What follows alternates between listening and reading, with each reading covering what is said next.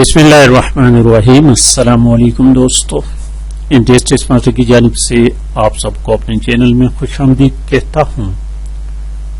दोस्तों, हमने एक सिलसिला शुरू किया था पीएचडी और जीएसटी सैंपल पेपर्स का, तो उसी सिलसिले में पार्ट 2 अपलोड कर लेते हैं। पार्ट 1 तो मैं ऑलरेडी अपलोड कर चुका हूँ, जिनके लिंक्स इस वीडियो के डिस्क्रिप्शन में हैं, आप उनको विजिट करके वॉच कर सकते हैं। और जिन दोस्तों ने अभी तक चैनल को सब्सक्राइब नहीं किया है तो उनसे रिक्वेस्ट है कि प्लीज चैनल को सब्सक्राइब करने के साथ साथ बेल वाले आइकन को भी क्लिक करें, वीडियोस को लाइक और शेयर लाजमी करें। हमने पेपर शुरू किया था, सैंपल पेपर था पीएचडी का, एसटीएस ने जो जारी किया है उसी को एक्सप्लेन करना है।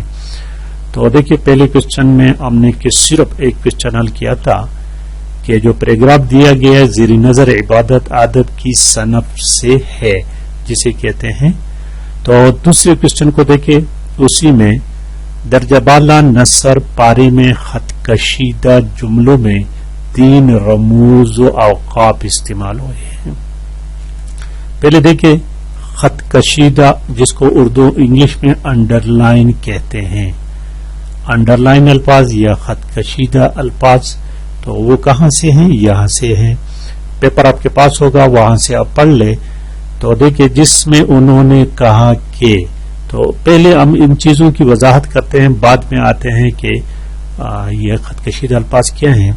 यहां आंसर में दिए गए हैं सख्ता, तो देखते हैं सख्ता किसको कहते हैं, वावेव किसको कहते हैं, खत्मा किसको कहते हैं, कौसैन किसको कहते हैं, तफसीला वगैरह वगैरह।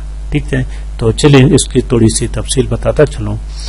देखिए जरा दोस्तों, इनमें ये पैराग्राफ लिख चुका हूं, इसकी थोड़ी सी वजाहत कर लेते हैं ताकि आपको पता चले। और इन चीजों को आपने याद रखना है। इसके अलावा ग्रामर पर बहुत काम करना है, रदीफ और इस तरह कॉपी, मजीद जितनी भी चीजें हैं ग्रामर के लिहाज से और नज़म गजल के लिहाज से, उन तमाम को आपने याद रखना है। तो यहां लिखा है रमीज व औकाब, जिसको इंग्लिश में पंक्चुएशंस कहते हैं। ठीक है, अब आपको पता चल गया होगा कि रमूज औकाब किसको कहते हैं, पंक्चुएशंस को। तो ये वो अलामतें और निशानियां हो जिनसे मालूम होता है कि इबारत में किस जगह और किस तरह वक़्फ करना है। रमूज रमस की जमा, जिसका मतलब है अलामत या इशारा, जबकि औकाफ वक़्फ की जमा है, जिसके माने ठहरने या रुकने के हैं। यानी रमूज औकाफ या अलामत वक़्फ इशारों या अलामतों को कहते हैं, जो किसी इबारत के एक जुमले के एक हिस्से को उसके बाकी हिस्सों से अलहदा करने के लिए इस्तेमाल की जाती है। उर्दू, अंग्रेजी या दूसरी जुबानों के कवायद में इन औकाफ और अलामत को बहुत अहमियत हासिल है। अगर इनका ख्याल न रखा जाए तो मफहूम कुछ से कुछ बदल, बल्कि बाज़ औक़ात उसके बिल्कुल उलट जाता है।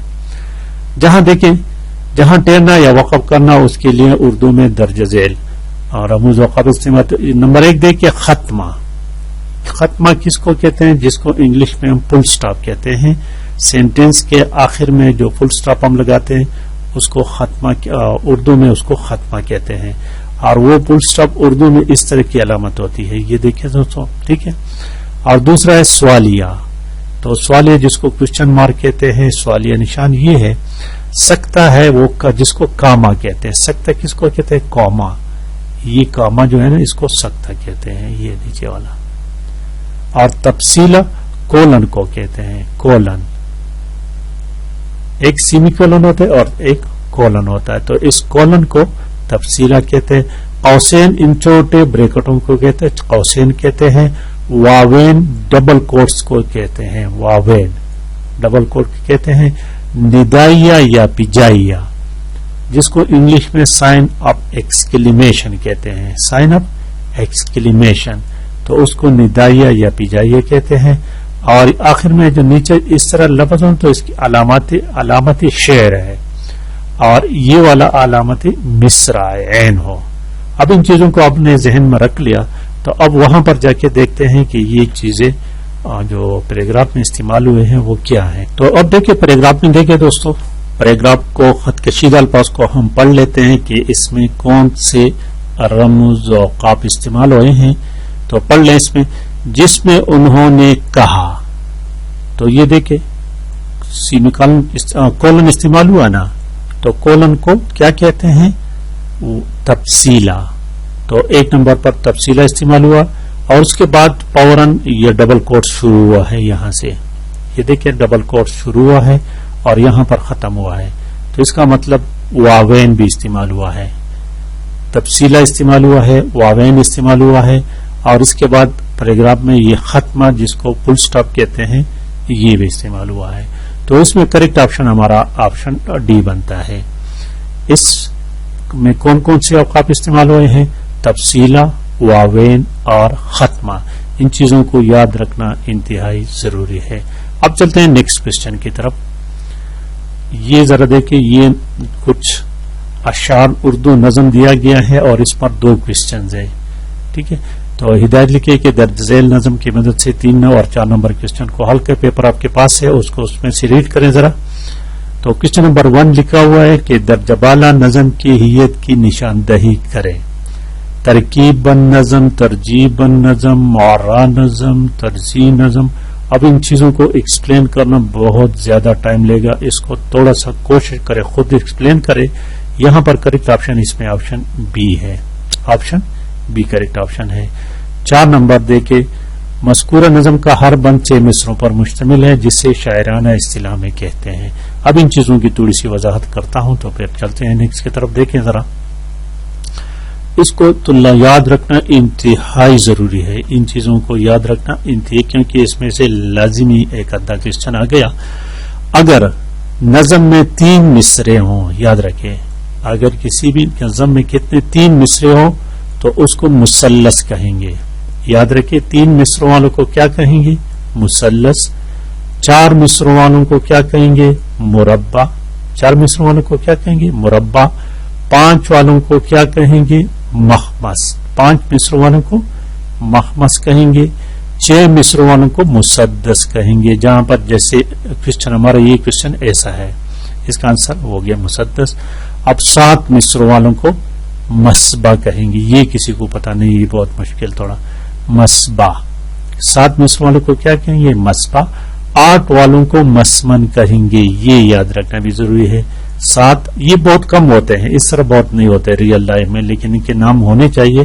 مسبہ, مسپن اور متسع. 9 جس میں 9 مصرے تو اس کو متسع کہیں گے. اور 10 والوں کو معشر کہیں گے. 10 کو کہتے تو معشر. یہ 3 سے لے کر 10 تک یہ یاد رکھنا ضروری ہے دوستوں.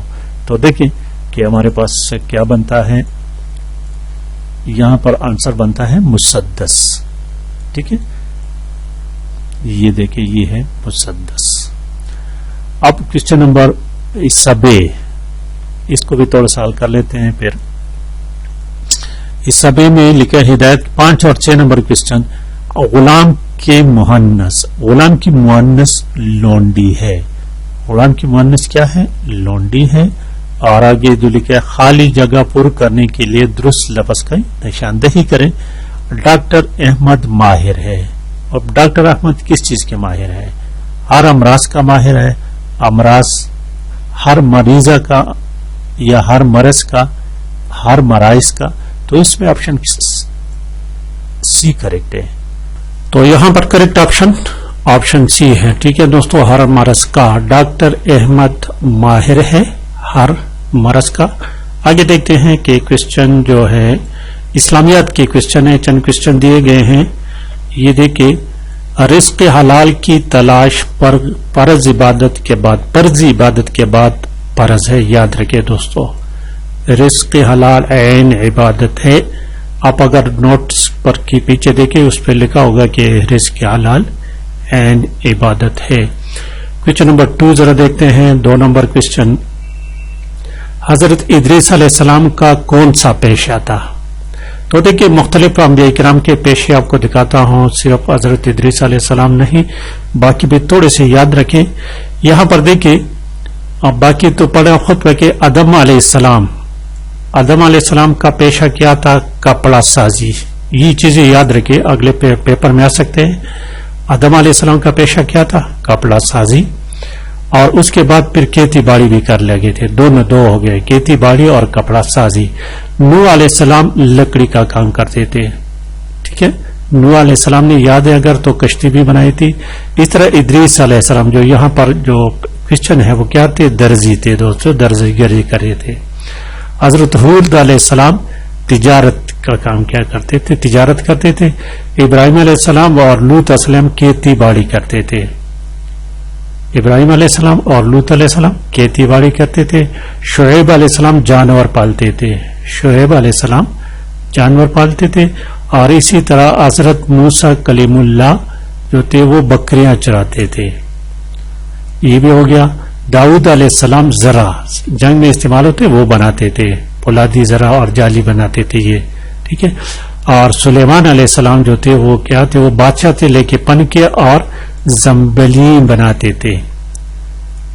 اور آخر میں ہمارے آقا نبی علیہ الصلوۃ والسلام تجارت کو پسند فرماتے تھے، تجارت پیشہ تھا نبی علیہ السلام کا. تو یہ چیزیں بھی یاد رکھنی ہے. تو دیکھیں پیپر کو، دیکھیں پیپر میں ہے آپشن سی درزی تھے. اور آخر سندھ پر حملے کے وقت محمد بن قاسم کے پاس کتنے منجنیقے تھے؟ یہ 5 منجنیقے تھے. لیکن اس کوشچن کو تھوڑا سا کنفرم کر لے کیونکہ بہت مشکل سے آنسر ملتا ہے، تھوڑا سا اس کو کنفرم کر لے. اس کے بعد کمپیوٹر کا سیکشن ہے تو اس کو نیکسٹ ویڈیو میں انشاءاللہ تعالی اپلوڈ کروں گا ڈیٹیل سے. تب تک کے لیے اجازت، اللہ حافظ.